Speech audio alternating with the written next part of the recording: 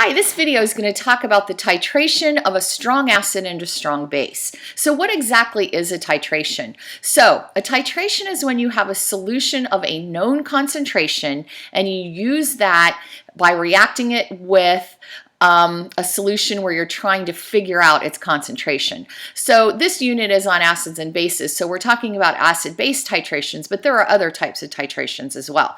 The key thing is you know the concentration of one thing and you're trying to figure out the concentration of something else. So for acid-base titrations, we can either have a known concentration of a base and we're trying to figure out the concentration of the acid, or we can have a known concentration of an acid and we're trying to figure out the concentration of the base. So that's a titration.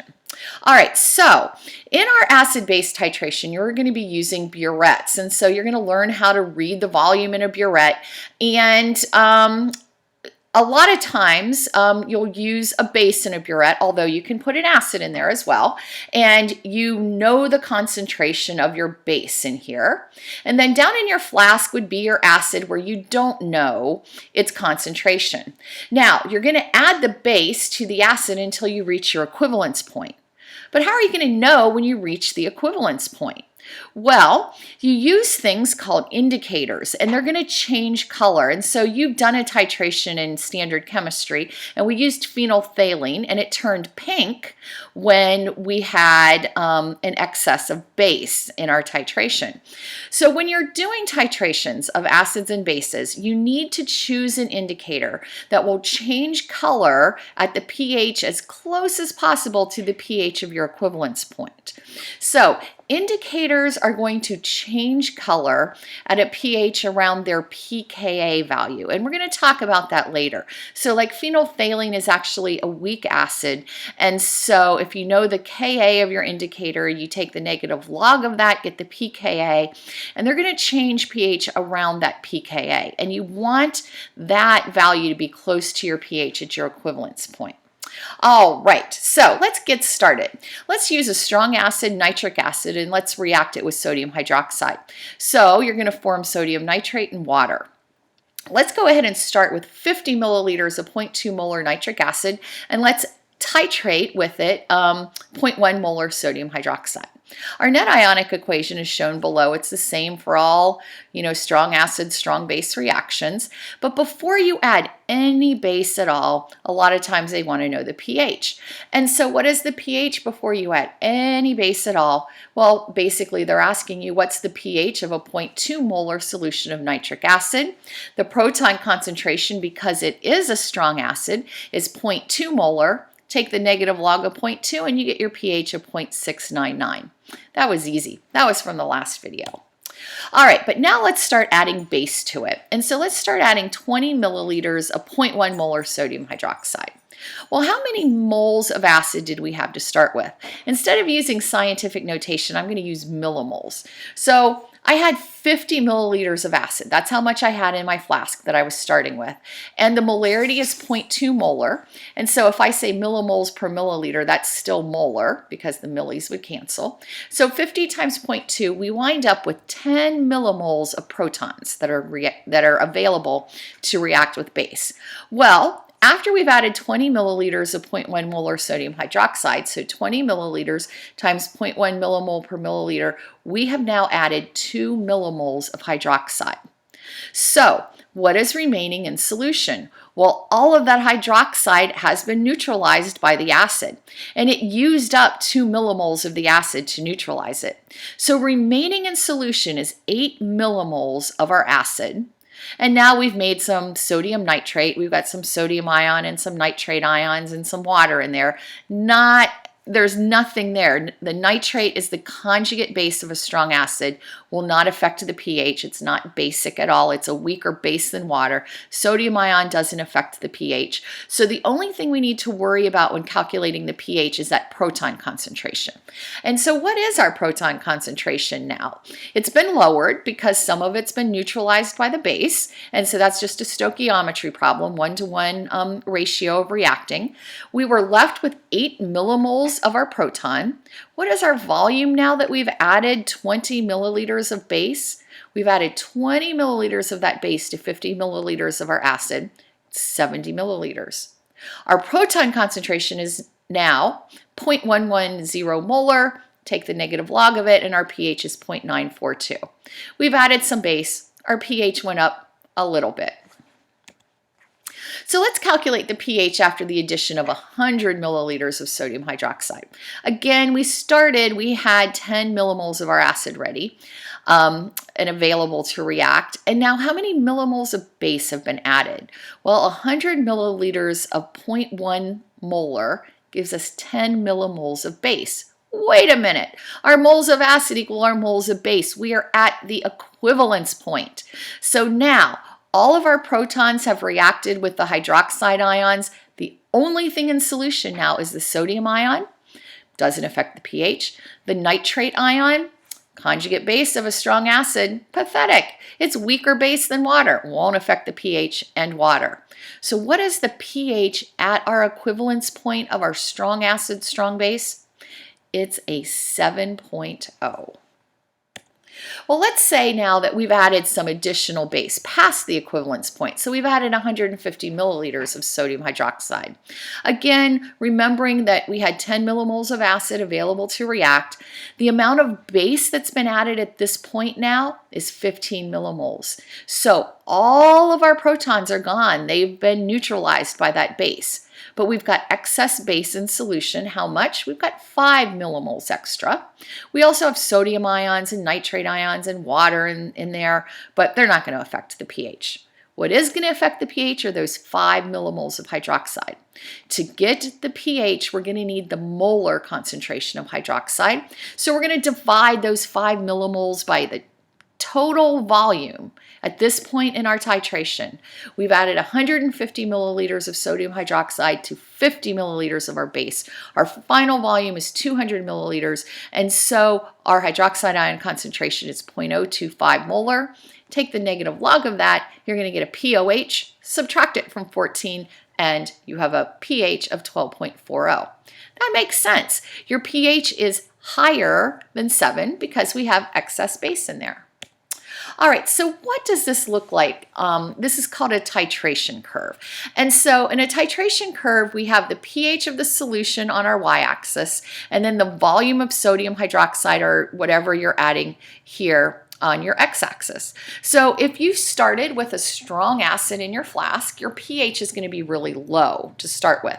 And we saw that as we added base, it went up a little bit. But then right at the equivalence point, right when we got our millimoles of our acid close to equaling the millimoles of our base, right here, there was a sharp increase in the pH. So if we had stuck a pH probe in our flask, this is what would have happened to the pH. It would have started low, and then the sharp increase, and then it would be high again. Well, the equivalence point, you always take the center of this really steep region on this curve. So take the center of that, and that would be your equivalence point. So that's important to know. You should be able to look at the graph and tell where your equivalence point is. All right? And then you read the pH at your equivalence point. It's 7.0. Okay, and that's what we expected for a strong acid and a strong base. And then what we could have done is we could have started with a strong base. We could have had the strong base down in the flask. And so we would have had a really high pH to start. And as we add acid, the pH would go down a little bit until we see this dramatic decrease in the pH. And then in that region of that dramatic decrease, the center of that is our equivalence point. The pH here is 7.0. And then our pH remains low as we add excess acid. So be familiar with what a pH curve or a titration curve looks like for a strong acid, strong base. Again, this very, very steep slope right here at and around your equivalence point. And then see, you start off and it doesn't change much at all. It stays relatively flat, and then that sharp increase. All right, and very important, the pH at that equivalence point is 7. Be able to locate the equivalence point on these graphs, and then you're going to have to read the pH. And if you have a strong acid, strong base, the pH is going to be 7 at that equivalence point. All right, so what is in solution during our titration? At the beginning, we just have We have, if it was nitric acid, we're going to have protons and nitrate ions. And then as we start doing our titration here, and this probably should be a little bit not quite as steep as this is, but anyway. But then you're going to start adding some base. So you're going to start having some of that sodium ion in solution with it, but all the hydroxide ion is being neutralized and our proton concentration is going down. So as we would expect, our pH is going up. At the equivalence point, the only thing in solution is the conjugate base of that strong acid and then the cation that was with our base, which was the sodium ion. And both of those are neutral. They have a pH of 7. And then after the equivalence point, if you're adding more volume of base, you're going to have an excess of hydroxide ions in solution. Alrighty, so selecting an indicator, this is important. So for this particular titration, strong acid, strong base, where the pH at our equivalence point is 7. Phenolphthalein is a great indicator to use, and so is methyl orange. And in the lab tomorrow, we're going to use phenolphthalein. And so here's our equivalence point, and here is where the phenolphthalein changes color. It's clear in an acidic solution, but it changes to pink in a basic solution. And methyl orange down here, it changes into a yellow color at around pH 4 or so. And you look at this and you're like, wait a minute, neither of these indicators change color at exactly a pH of 7.0. So why are we using them?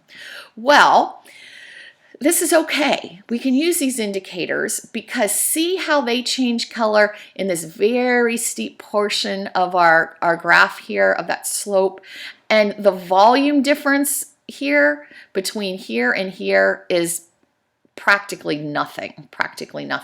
So because our phenolphthalein and our methyl orange change color in that steep part of our curve, they're fine indicators to use for our titration. Now in the titration, when you get, and you would like to get the faintest hint of color in these things, because then you know you're closest to the equivalence point. But when they turn that really faint color, we call that the end point of the titration, not the equivalence point. The end point and the equivalence point, we would like them to be exactly the same, but the end point is what we get in the titration. The equivalence point is what we calculate. All right, so the pKa of phenolphthalein, it's a weak acid, and the pKa of it is 9.3. It changes color, not exactly at 9.3, it's kind of in a range between 8.3 and 10. The pKa of methyl orange is 3.7 and it changes color at around 3.1 to 4.4. And so you want to choose an indicator whose pKa is close to the pH at your equivalence point. And the reason you want to do that is because that's where it's going to change color. And so I kind of liked this picture here. Now this is litmus paper, and so it's worth talking about. Litmus paper is red in an acid, and it is blue in a base. Okay, so this is litmus paper.